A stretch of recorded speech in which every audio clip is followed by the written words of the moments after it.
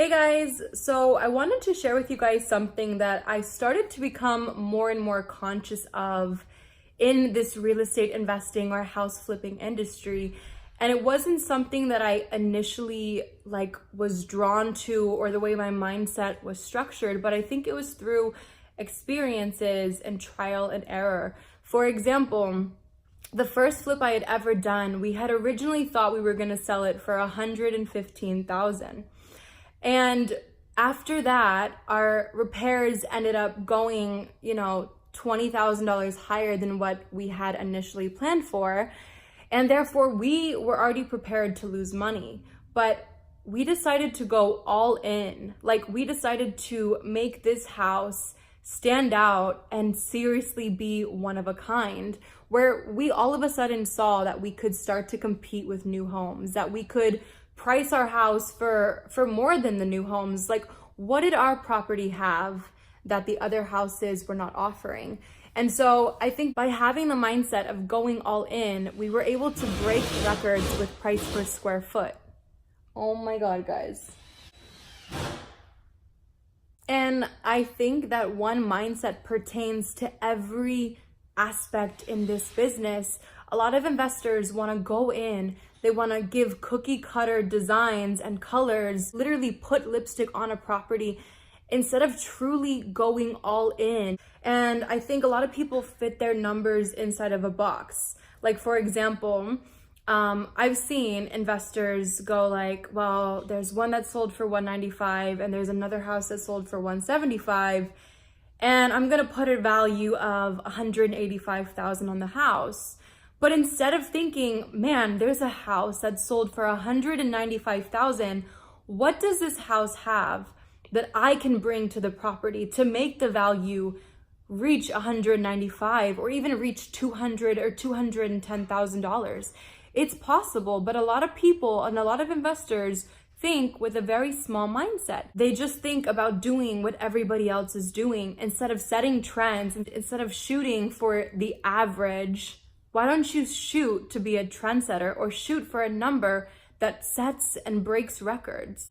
Another thing that I see is that the investors are never looking at how the end consumer is going to feel. That's right, I said feel. And you don't hear that word in this business a lot because everything is so by the books and so by the numbers. But I think that's where you go wrong. If you can actually bring more human emotion into business, I guarantee you your numbers are going to start to change. Now, what I mean by bringing more emotion into real estate is by thinking about how your end consumer is going to feel by walking into your project or property or flip, right? I'm talking about looking at colors, lighting, staging, hardware, everything that people look past. But I guarantee you guys, end consumers, their eyes automatically draw to these things. Now, before a consumer or an end buyer wants to even go see your property, is based off of a few things: curb appeal, pictures, how the pictures make them feel, the quality of the pictures, the colors of the property, what emotions are sparked in them that make them say, man, I need to go see this house and I need to go do it immediately before this property flies off market. But by the way that everything makes this consumer feel is going to dictate on how they move forward.